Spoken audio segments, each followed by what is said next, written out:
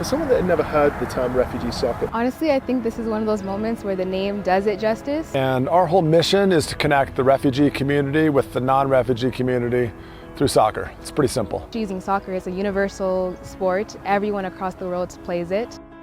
You know that that's something that connects a lot of people that have a lot of different views of the world, a lot of different life stories.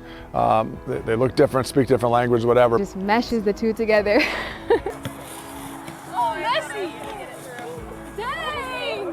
Refugee has a specific title that oftentimes has very negative connotations to it, and people are always thinking of them as the other. But when you can take a soccer ball and toss it to somebody that doesn't look like you,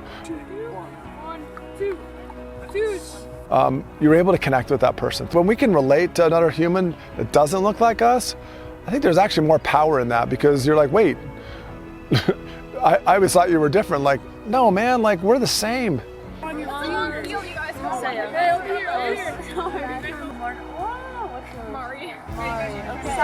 You know, all these girls just met, like, I don't know, 2 hours ago, right?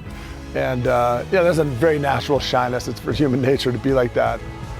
I honestly, at first I was very nervous. I thought the girls wouldn't mesh together well. But just to see them smiling at each other and using a ball to kind of connect, you know, and that leads to real actual human interactions. My biggest advice is when life gets hard, don't give up yet. You still got this. My biggest piece of advice is to celebrate our differences, because it's what makes life interesting. But just seeing them right now, just talking together, jumping for joy together. You know, I'm not a betting guy, but I promise you these girls will remember each other in 20 or 30 or 40 years.